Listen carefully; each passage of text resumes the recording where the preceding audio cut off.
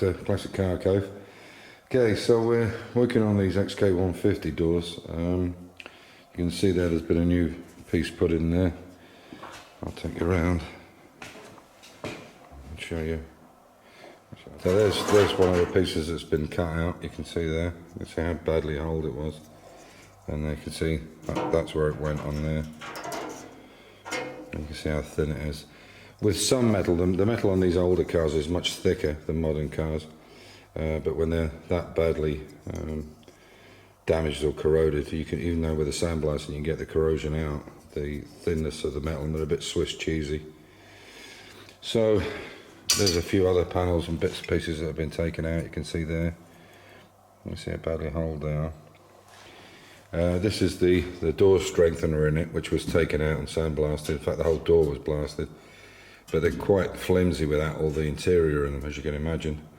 So we've got to get both these doors fixed back up again and re-welded so they've got some stability in them before we can check the alignment of the front wing, the door, and the tonneau and the rear quarter wing, or the rear wing. So this is something that we have to do and get this done before we can kind of move on. So these doors were in fairly bad condition. In fact, there was really not a panel on it that's not has to be worked on. I can assure you of that. It was quite a bit of difference between the first car we did for Johan and our car, but there was £15,000 worth of difference in the purchase price, so that's a fair bit of work you can do for that. But as you can see, there's basically no guts in the door. We had to do quite a few repairs, and there's still quite a lot to do. But you can see this is how the door actually is supposed to go together, and you can see these bottom panels are an issue on most cars. But these top panels, I actually cut them out, and you can see that they've done the same here. They've obviously cut these out at some point and then re-welded them in again, because they're very, very badly corroded. With a Roadster, the water in here and the corrosion is really unbelievable. So you can see this is a panel that's just been primed up. It's been sandblasted and primed. You can see how it looks now, and I'll show you in the next clip one that's got to be sandblasted. It's down in the bottom garage ready to go. So this is the one that hasn't been done yet, hasn't been sandblasted. You can see how bad the surface rust is on it, and we're just working out how to put these back, and they actually sit in those holes there. You can see where the pot rivets have got to come out. You can see that they line up there. So, and here on the corner, and there. So they're going to be cleaned up and then primed. So for the people that are fairly new to the channel, or maybe not seen the upstairs where we keep some of the older parts, this is the upstairs of the garage, of this bottom garage. And we've got this little flap door here, which we drop down in the winter to stop all the hot air going up. It's just on a little latch here. And what I've got is a little, what I've got is a little office here, which I don't use, but it's a bit of a mess at the moment. So I'll put the lights on and I'll show you around.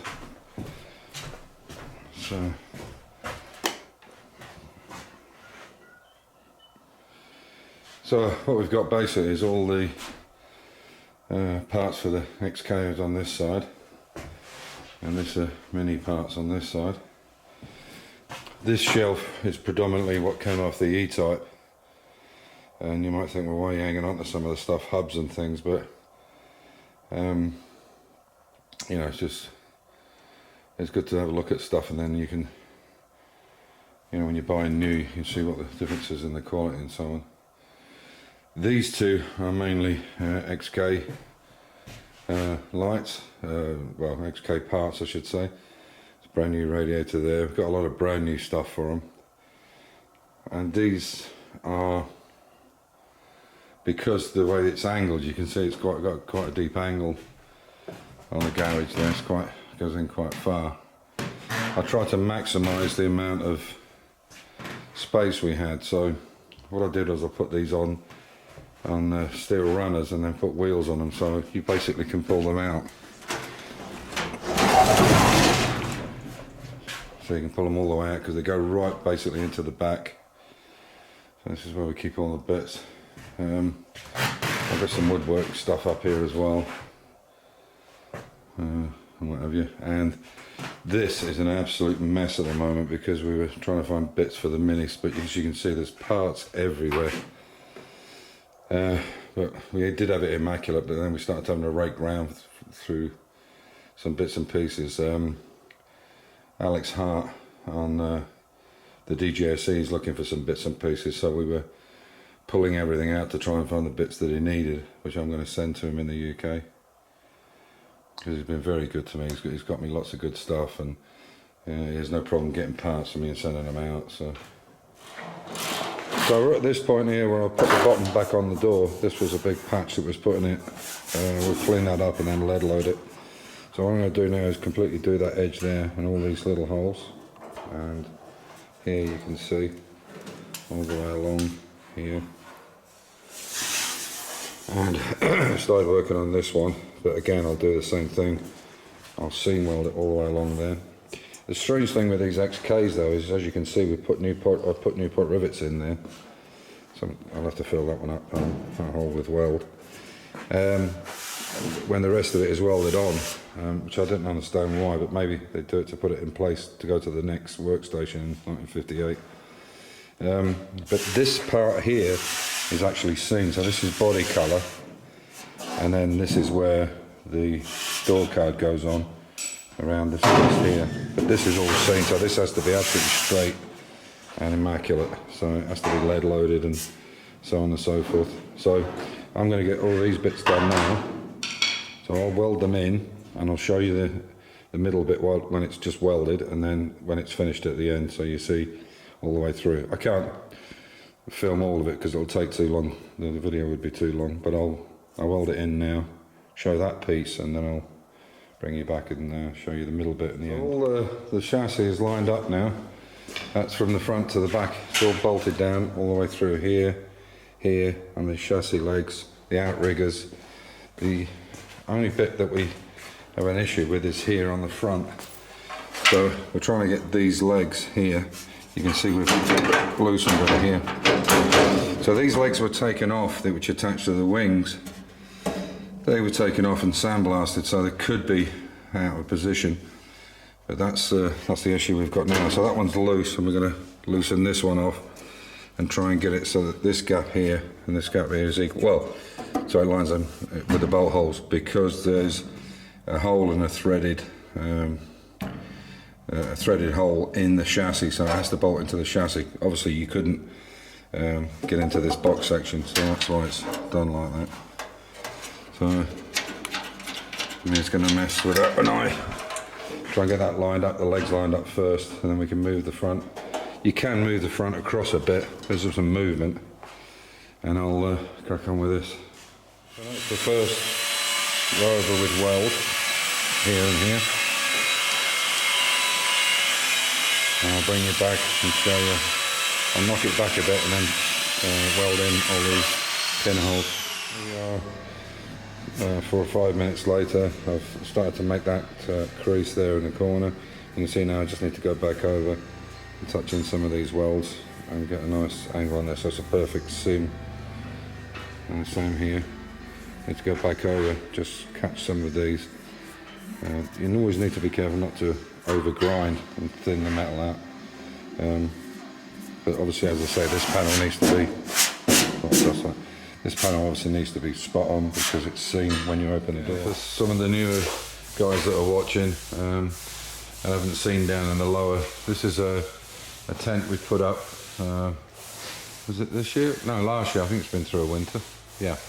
And we use this for all the dirty work, all the spraying and priming, that kind of stuff. And we were doing some welding down here, but it's a bit, in the winter it's not very good. It's too moist down here. So this is my Clark standard blasting cabinet, and years ago I altered it and built a top for it so I could put an E-type door in there. So yeah, and I've bought it since then. I've got a better gun for it. The gun that they come with are rubbish. So the reason you can hear the compressor next door is Amir's priming some of the parts with just sandblasted. I did the 2 front legs and the door panel, and he's just finished off a couple of pieces. And this is a thing we made up for doing bigger stuff. It's an old shower cabinet, and yeah, so we put the 2 gloves in the end here. These holes are obviously for the gun to go through, and the hose, the vacuum hose. And then we put another 2 in the side here, and put these little plastics in it. So this is the last one that's got to be done. You can see, probably not here, but outside maybe. You can see how bad the rust is on that. It's only surface rust, of course, but you can see how bad it is. So we'll get that one done, and the boot and some the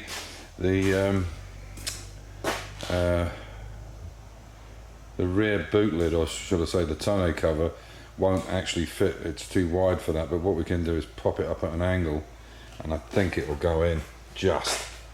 I hope so. The boot lid certainly, because we already did that. So, and we did the last one. So yeah, this is what we use. It's we put a brand new glass cabinet, a glass wall shower in the house upstairs, the second bathroom, and this was spare. So I thought rather than chuck it out, let's do something with it. So that's what we do. So this is for big stuff, and this is for the smaller items like this. So and they go in. Oh, I'm dropping things. So they go in quite easy. And here's the other gun. Yep. Oh, and this is so this is the new legs, front legs that Amir made up. These they weren't right. We had to rebuild these bottom legs here. And that's that door panel. So I sandblasted them this morning, and this one. So, and this is a really nice primer. So there we go. And then we'll leave it for tomorrow morning. Oh. Yeah, then we'll leave them for tomorrow morning. So I just use a little shop vac to suck it out. It does the job. And then change the plastic on here from time to time. It does look bad, but we've sandblasted quite a bit today with that, with a brand new one on. So there you go. And on that note, I'll say cheerio and stay safe, keep the faith. Enjoy your hobby. Bye for now.